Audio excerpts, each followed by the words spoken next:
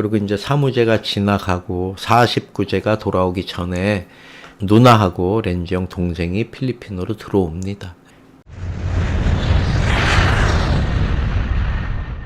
근데 이제 누나하고 동생하고 이렇게 들어와서 첫날은 그냥 호텔에서 자고 둘째 날 무슨 동생이 종이 한 장을 이렇게 꺼냅니다.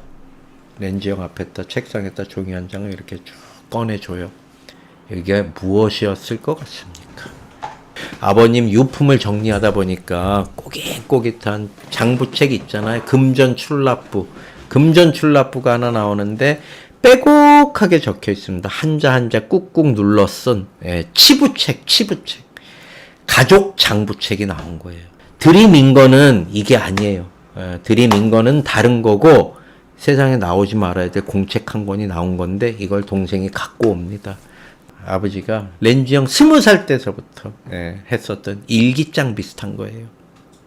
1번 오렌지 20장 1장, 2장, 3장 페이지로 20페이지가 아니라 장수로 20장 가요주점 하면서부터 들어가기 시작한 렌지 밑으로 들어간 렌지가 가지고 간 렌지한테 투자한 일대기 결혼은 언제 했고 우리 손주가 언제 태어났고 이런 거 하나하나 다 적혀 있어요. 거기에 플러스로 여태까지 가져간 돈, 날짜, 액수 왜 갖고 갔고 누구를 데리고 와서 갖고 갔고 이혼했을 때 첫 번째 며느리한테 얼마 집 사준 거 얼마 하나하나 다 적어 놓으신 거예요. 그게 페이지로 40페이지 20장 2번 렌지형 누나 누나는 2장 4페이지 렌지형 누님이 부산에서 시원하게 노시던 분이고 부산에서 놀다가 대구에 호빠 생겼어. 야 호빠 나갈래? 그 친구들이랑 같이 옛날 포르쉐 타고 다니던 누나도 사설 카지노도 다니셨답니다. 지금은 죽이 잘 맞는데 렌지형 누나랑 그렇게 죽이 잘 맞고 시원시원 하셨대요. 지금은 잘 나가는 성형외과 사모님이신데 누나가 2장 렌지형 20장 누나 2장 막내 렌지형 친동생 있잖아요. 현재 아버지 회사의 대표 이사가 된 친동생 고구마 같아 애가 동생인데 그냥 애가 사회생활도 안 하고 부잣집에 막내 아들로 자라갖고 잘 몰라. 그냥 뭐 필리핀 렌지형이 와서 오면은 형 그때는 아주 사이가 좋았어요. 왜 KTV고 JTV고 그래갖고 오라오라병에 걸렸었어. 한때는 렌지형 동생이 친동생이 그래서 나중에 필리핀에서 사업도 하거든요. 근데 이 고구마 먹은 듯한 답답한 사회생활을 많이 하는 렌지형 동생 3줄 1줄, 2줄, 3줄 끝! 친동생이 필리핀에 와서 렌지형한테 들이밀은 게 상속 포기각서입니다. 상속 포기각서라고 딱 써 있어요. 이거를 받는 렌지형의 심정은 그때 렌지형이 저한테 그러셨어요. 감정이 좀 쫙 깔아앉으시더라고요. 철봉씨 내가 100번이고 1000번이고 10,000번이고 전부 다 내가 잘못한 거 맞습니다. 정말 내 마음 같아서는 그 자리에서 야 씨발 갖고 와. 야 도장 다 찍어주고 가. 알았어 미안하다. 다 해먹어라. 그래 내가 할 말이 없다. 도장 다 찍어주고 그냥 끝내고 싶었어요. 그동안 사고를 얼마나 치고 그 아버지 치부책을 보고 동생이 얼마나 가슴이 미어졌겠습니까? 아니 이렇게만 도대체 얼마를 갖고 간 거야 도대체 아빠한테. 넌 양심도 없냐지. 형, 야, 넌 진짜 양심도 없냐. 좀 거친 애들 같았으면 쌍욕 나오지요. 그래서 그냥 찍어주고 그냥 훌훌 털어버리고 그냥 주님 곁으로 나도 가고 싶었어요. 아버지 옆으로 가고 싶었는데 그 도장을 찍어버리면 찍는 순간 나는 끝이지 않습니까? 모든 게 다 끝이잖아요. 그러시더라고요. 그래서 철봉씨 인간이 이렇게 간사합니다. 사실 못 찍겠더라고요. 못 찍었어요. 그 동생 마음, 누나 마음을 이해를 못하는 바는 아니지만 아버지 돌아가셨는데 임종도 못 봤는데 와서 처음 본 게 상속 포기각서 이렇게 들이밀고 그래서 나도 좀 서운했어요.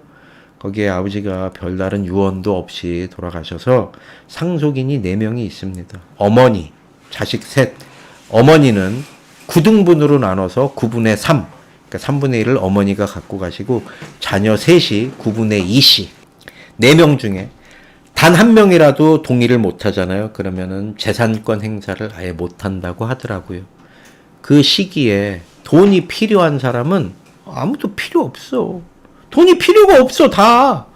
그냥 누나는 뭐 잘 살아. 동생 아버지 대표 그 해갖고, 얘 뭐 집 있겠다. 뭐 얘가 돈이 왜 필요해? 그냥 잘 살아. 엄마가 돈이 뭐가 필요해? 슬롯머신 2센트짜리 돌리시는 어머님인데, 동생은 이미 아버지가 당선이 되고 대표이사로 취임을 했어요. 누나 성형외과 의사한테 시집가갖고 렌지형 조카 있잖아요. 두 번째 결혼식 때 어머 삼촌 좋겠다 3번씩이나 결혼해서 그 10살 먹은 딸내미도 있고 어머니 잘 살고 계셔요. 렌지형 생각이 너무한 것도 반, 서운한 것도 반. 나중에 이제 자초지종을 듣고 알게 된 건데 이 필리핀에 들어왔던 게 누나랑 동생이 들어왔던 게 렌지형을 시험하러 들어온 거예요. 시험하러. 누나랑 동생이랑 오면서 누나, 형이 이거 상속 포기할까? 누나 생각은 할 것 같아, 안 할 것 같아? 아니, 모르겠다. 저 새끼 워낙 꼴통이라 뭐 할 수도 있고 욱해갖고 해버릴 수도 있고. 이때 렌지 형이 마지막 승부수를 동생한테 던져요. 막내야, 형이 이러이러 해갖고 진짜로 좀 내기 어려운데 더도 말고 덜도 말고 형이 다 싹 포기할 테니까 형 현찰로 10억만 줘라. 10억만. 네가 형이 아무리 미워도 그래도 형도 살아야지 안 되겠냐? 형이 모든 거 싹 다 포기할 테니까 형 현찰로 10억만 줘라. 이랬대요. 이 렌지 형이 아무리 많이 가져다 쓰고 밖으로 돌았지만 그래도 그 회사, 아파트, 건물, 토지 렌지 형 몫으로 10억만 달라고 한 거는 정말 최소한의 줄여갖고 정말 내가 얼마인지 대충 알잖아요. 근데 이거면 내 마음의 짐도 덜고 나도 살고 마음의 짐도 덜고 그때 당시에 시세로는 이거저거 합치면 한 200억 정도는 되지 않았을까라고. 양도할 건 양도하고 상속세 내고 그러면 렌지 형 몫으로 훨씬 더 많이 나올 것 같은데 이제 마지막이고 또 아버지 임종도 못 지켰지. 여기에서 돈 갖다가 뭐 싸우고 이러는 거는 더 쪽팔리고 그러니까 마지막 남은 그런 미안함과 허무함 이런 복합적인 심정들이 이렇게 있어서 또 한국에 6억 대가리도 있고 필리핀에서 잔바리 대가리도 좀 털고 그러면 한 2, 3억, 2억도 안 남아. 이제 움직여볼 심산으로 부른 10억이었는데 그건 렌지 형의 생각인 거고.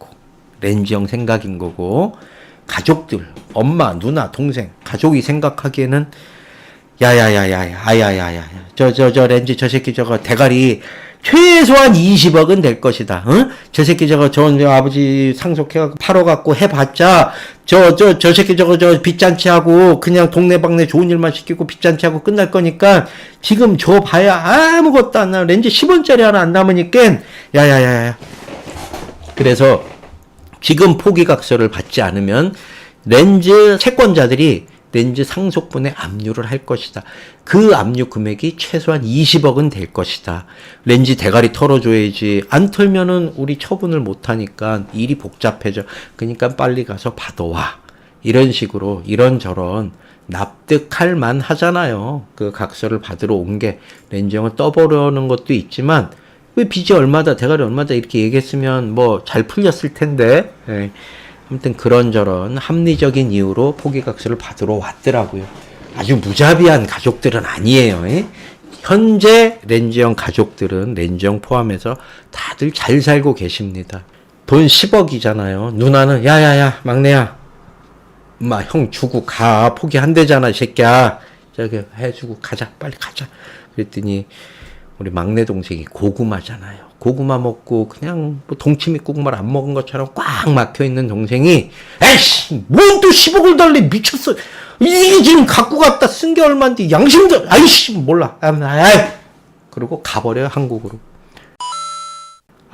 말어 이씨 하지마 가 새끼야 가. 아유 씨 야 끝이야 너랑 나랑 이 상속이고 유산이고 지랄이고 꺼져 가 야 네 꼴린 대로 하세요. 니네 맘대로 다 해. 알아 모르겠다. 그러고 그 돌아간 이후로 아버지 돌아가시고 5개월을 그냥 이러고 있는 것이요. 해결을 해주고 싶은데 뭐 어떡해요. 6개월 안에 상속세를 내야 된다고 하더라고. 그 현물로 내든 팔아서 내든 뭘로 내든 6개월 안에 해결을 해야 되는데 렌즈 형이 선물하는 선 사장님한테 사기로 6억이 고소가 돼 있잖아요. 기소 중지가 돼 있어요. 기소 중지와 출국 금지 이거는 달라요. 기소 중지를 때려놨더라도 검찰에서 출국 금지를 신청하지 않으면 기소 중지자들도 외국 다 나올 수 있어요. 또 하나 기소 중지가 됐다고 해서 무조건 공항에서 일로 와 바로 잡혀가는 건 아니라고 하더라고요. 왜? 이거 이제 기소 중지는 때려놨는데 뭐 안 잡혀가는 수도 있고 왔다 갔다 하는 수도 있고 중대범죄나 또 소명의 기회 뭐 살인범이나 강도 이런 게 아니기 때문에 중대범죄자나 이런 게 바로 잡히는 거지 사기 사건은 이제 출두를 안 해서 기소 중지가 떨어지고 뭐 수배가 되고 잡히는 건데 렌즈 형이 이제 사기로 고소를 했다는 거는 들었어요. 야, 이거 내가 안 들어가면은 아무것도 안 되는데 모험을 합니다. 대통령 선거날이 됐어요. 대통령 선거날이. 대통령 선거날 시간을 딱 맞춰서 인천은 애들이 너무 많아. 근데 부산은 왔다 갔다 하고 애들이 오늘 대통령 선거날이니까 치안이니 보안이니 뭐 애들 쫙 나와 있을 거고 굳이 뭐 나 같은 놈 하나 잡으려고 나오겠어? 부산으로 쑥 들어갔어요.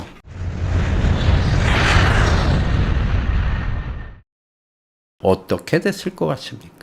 부산으로 들어갔어요. 사꾸라네. 안 잡혀요. 안 잡힙니다. 정말로 안 잡혔어요. 사기로 고소가 됐는데 고소가 되고 기소 중지가 아마 돼 있다고 하는데 안 잡혔어요.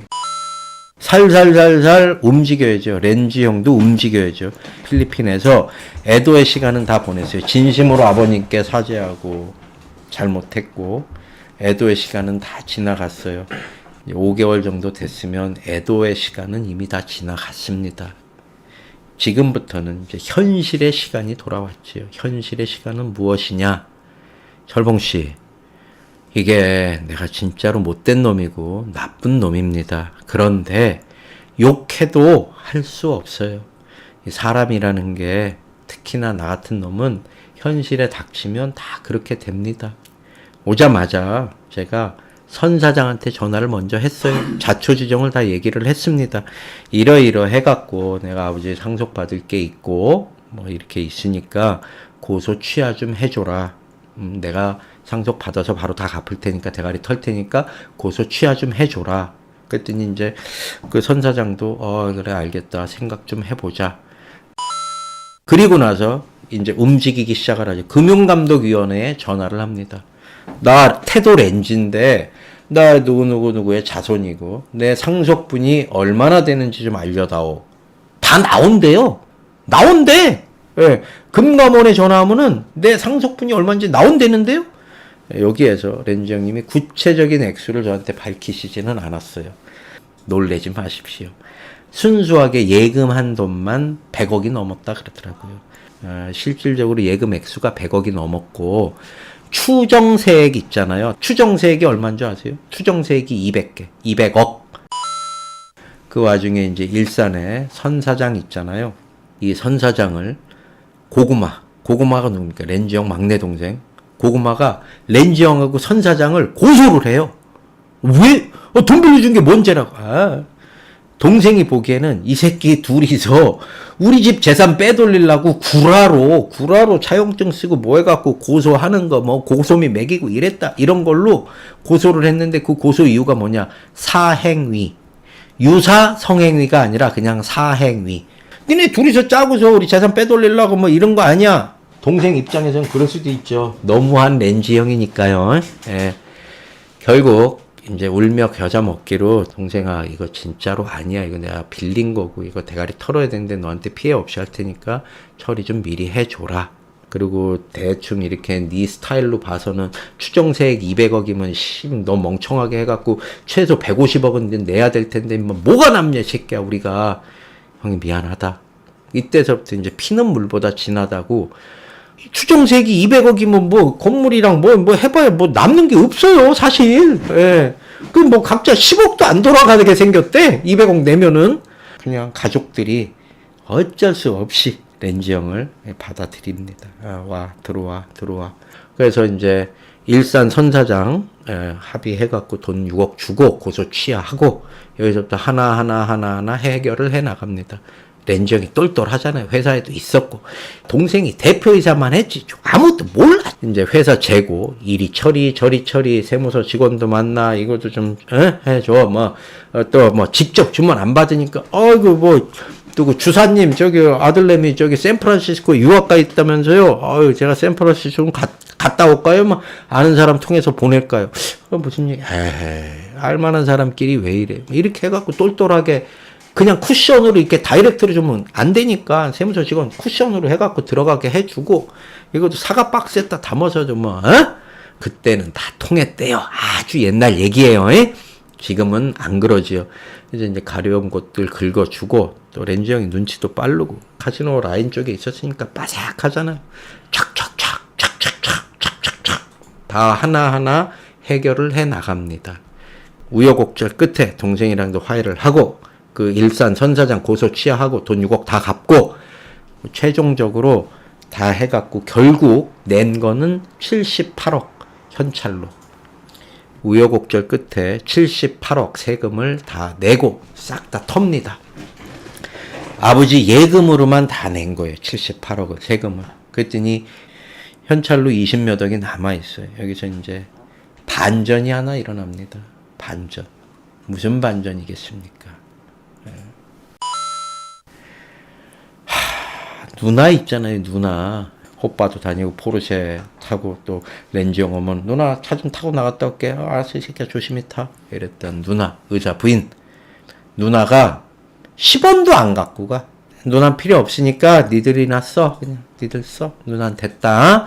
됐어. 넣어두세요. 누나 몫은 됐으니까 어머니도 살만하시고 그러니까 그냥 누나는 됐어. 니들끼리 알아서 나눠서 잘 갈랐어.